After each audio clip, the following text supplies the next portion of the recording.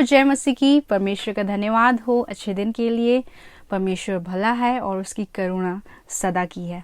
और आज जो मैं आपके लिए वचन लेके आई हूँ वो खासकर स्त्रियों के लिए है। उनके लिए एक पीस ऑफ एडवाइस, एक सलाह के रूप में है।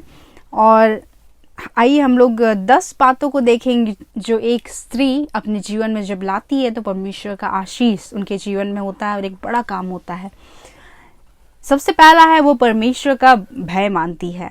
बाइबल हमें बताती है कि यदि आप ज्ञान का खोज शुरू करना चाहते हैं तो स्थान यही है कि आप परमेश्वर का भय माने। नीति वचन 1:7 में हम देखते हैं यहोवा का भय मानना बुद्धि का मूल है। बुद्धि और शिक्षा को मूल ही लोग तुच्छ जानते हैं। तो यदि आप ज्ञान को ढूंढना शुरू करना चाहते हैं तो सबसे पहला चीज जो आप करना चाहती हैं वह है परमेश्वर का भय मानना। दूसरा, वह पढ़ाने योग्य है। नीति वचन 8:33 में हम लोग देखते हैं शिक्षा को सुनो और बुद्धिमान हो जाओ और उसके विषय में अनसुनी ना करो। और फिर हम लोग देखते हैं नीति वचन 9:9 में बुद्धिमान को शिक्षा दे वह अधिक बुद्धिमान होगा, धर्मी को चिता दे वह अपनी विद्या बढ़ाएगा। तो चाहे आप अपने व्यक्तिगत परमेश्वर के वचन का जब अध्ययन करती हैं या फिर आप अपनी कलीसिया में जाकर परमेश्वर के जन से सुनती हैं या फिर आप बाइबल के शिक्षकों से सुनती हैं या किसी भी साथी ईसाइयों से सुनती हैं, तो एक बुद्धिमान महिला क्या करती है, वो बाइबल के ज्ञान को आत्मस्थ कर लेती है और इससे अपने जीवन में लागू करना शुरू कर देती है। मैं एक ऐसी महिला को जानती हूँ जो आज तक उन्होंने जब भी उसको मैंने देखा है वो हमेशा कोई भी पास्टर हो या किसी का भी प्रचार हो, वो एक छोटा सा सभा हो या एक बहुत बड़ा सभा हो रहा हो, तो वो उसमें एक किताब को, अपने छोटे से नोटबुक को और कोई भी पेन लेके एक बैठ जाती हैं और वो हर चीज को नोट डाउन करती हैं ताकि वो उसे बाद में फिर से पढ़कर उसको अपने जीवन में लागू कर सके। तो वो एक ऐसी स्त्री होनी चाहिए जो पढ़ाने योग्य हो। पढ़ाने योग्य मतलब वो सीखने के योग्य हो, वो ग्रहण कर सके हर चीज को। आमेन।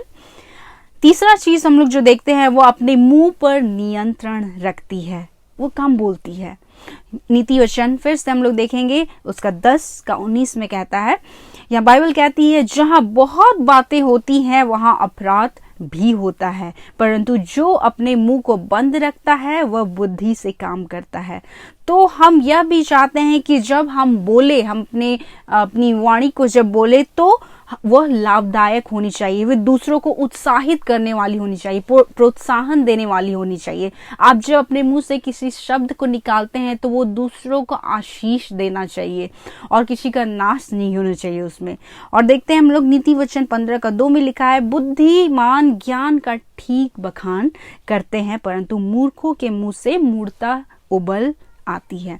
तो ये बहुत जरूरी है कि जब हम बोले, क्योंकि काफी बार लोग बोलते हैं कि अगर किसी बात को फैलाना हो तो आप किसी एक महिला को जाके बोल दें, क्योंकि महिलाएं बहुत जल्दी बातों को इधर उधर फैलाने लगती हैं। तो हमें एक परमेश्वर की महिला होने के नाते, परमेश्वर की चुनी हुई स्त्री होने के नाते ये बहुत जरूरी है कि आप अपने मुंह पर नियंत्रण रखें और कम बोले। पर बाइबल हमें यह भी बताती है कि जब हम सुनने में अधिक हो और बोलने में कम हो।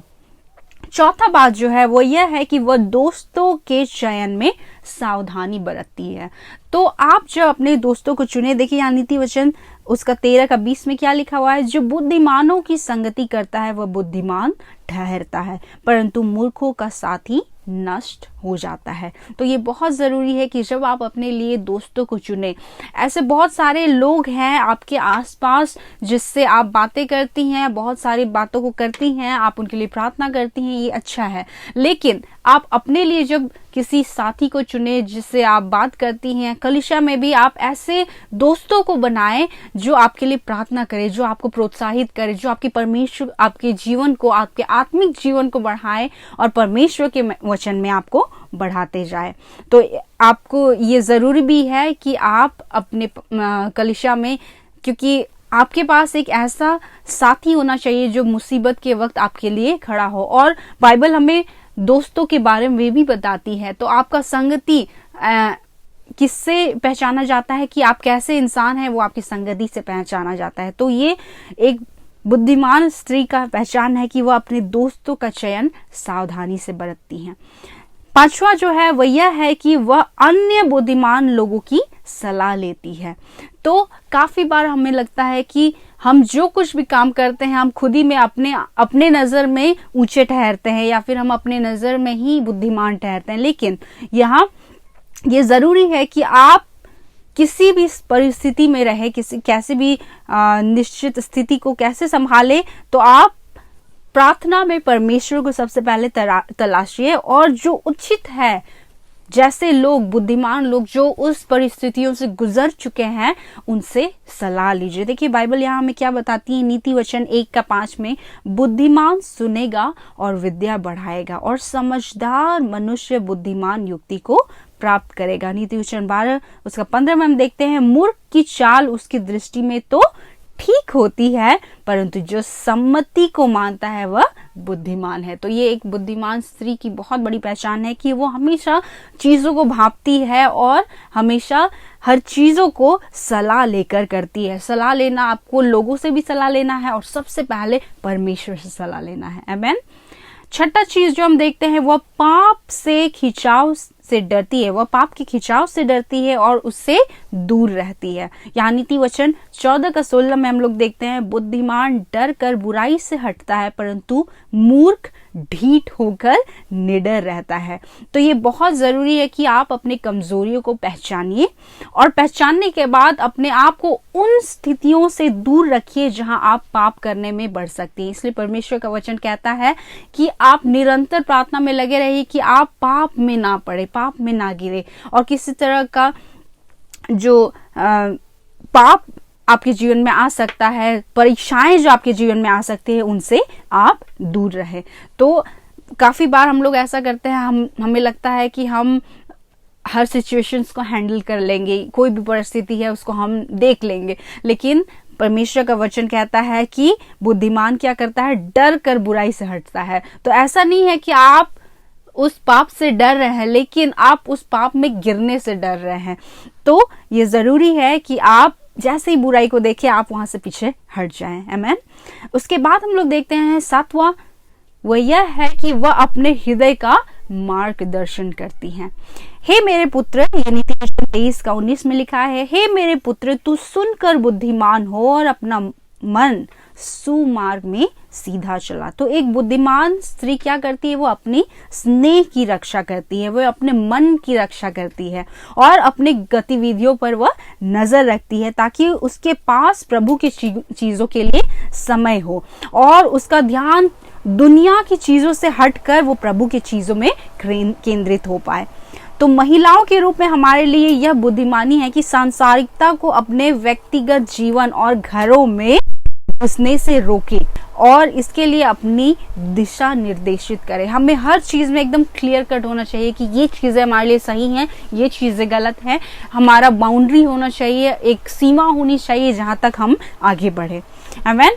इसके बाद आठवां जो हम देखते हैं वह आगे की योजना बनाती है। यहाँ नीति वचन 10:5 में लिखा हुआ है, जो धूप काल में बटोरता है वह बुद्धि से काम करने वाला है परंतु जो कटनी के समय भारी नींद में पड़ा रहता है वह लज्जा का कारण होता है।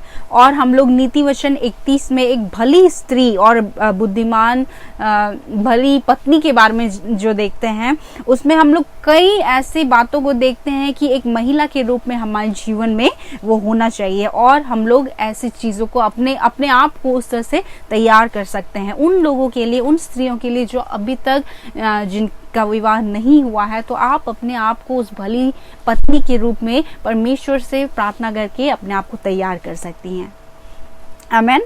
इसके बाद हम लोग 9वां जो है वो यह है कि वह अपना अंतिम अंत जानती हैं। व्यवस्था विवरण उसका 32:29 में लिखा हुआ है, भला होता कि ये बुद्धिमान होते कि इसको समझ लेते और अपने अंत का विचार करते। आमीन। तो यह जो है यह जो परमेश्वर का वचन है, यह जो पद है वो खासकर इजराइल के बच्चों के बारे में बताता है कि लेकिन इसको हम लोग अपने जीवन में भी लागू कर सकते हैं कि हम लोग अपने अंतिम को जान सकते हैं और हमारे चुने हुए विकल्प को हम लोग जांच सकते हैं और इसे जांचने की आवश्यकता है। चाहे वो छोटा सा बात हो या फिर एक बड़ा बात हो या फिर वो आप ऐसा एक आपका फैसला हो जो आपके पूरे जीवन को बदल सकता है, तो उसको आप उसको विचारें और इस तरह से विचारें कि आप उसके अंत को भी देखें। और ये तब हो सकता है आप जब परमेश्वर के वचन में बने रहते हैं। आप परमेश्वर से दाऊद के तरह पूछ सकते हैं कि प्रभु क्या यह मेरे लिए सही है। आप अपने छोटे छोटे फैसलों को परमेश्वर के हाथ में छोड़ना सीखें। आमीन। और 10वां जो है वह यह है कि वह जानती है कि उसके जीवन में जो कुछ भी होता है वह परमेश्वर के हाथों में है। आमीन। यहाँ सबोपदेशक 9 का पहले आयत में यहाँ लिखा है, यह सब कुछ में मैंने मन लगाकर विचारा कि इन बातों का भेद पाऊं कि किस प्रकार धर्मी और बुद्धिमान लोग और उनके काम, उन धर्मी लोग और बुद्धिमान लोगों के काम क्या है, परमेश्वर के हाथों में है।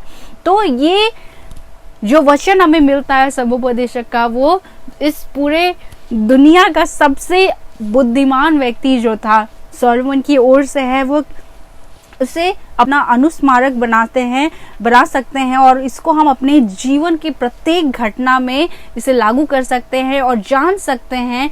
जो सुलेमान ने कहा कि हमारा हर काम एक भली स्त्री का, एक भली या बुद्धिमान स्त्री का जो हर काम है, या फिर किसी के लिए भी ये हमारे लिए लागू होता है कि हमारा हर काम जो है वो क्या है, परमेश्वर के हाथों में है। तो आप जब भी किसी काम को करें तो आप इसका चिंता ना करें कि वो आगे कैसा होगा, कैसे होगा, नहीं होगा, क्योंकि परमेश्वर का वचन बताती है कि हम अपनी बुद्धि का सहारा ना ले वरन संपूर्ण मन से परमेश्वर पर भरोसा रखें। तो ये बहुत ज़रूरी है कि हम जब भी कोई काम करते हैं तो आप जान लीजिए कि ये परमेश्वर के नियंत्रण में है। परमेश्वर उस काम को अपने नियंत्रण में ले लिया है।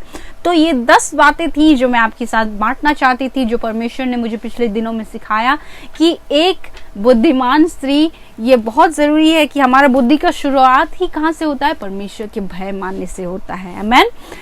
तो इसी के साथ मैं आप सबों के लिए प्रार्थना करूंगी कि परमेश्वर एक बुद्धिमान, क्योंकि परमेश्वर का वचन कहता है कि ये बुद्धिमान होना कितना जरूरी है हमारे लिए। और हम लोग पूरे नीति वचन में देखते हैं कि बुद्धि का क्या मूल है, बुद्धि का क्या आवश्यकता है हमारे जीवन में। आइए हम प्रार्थना करें।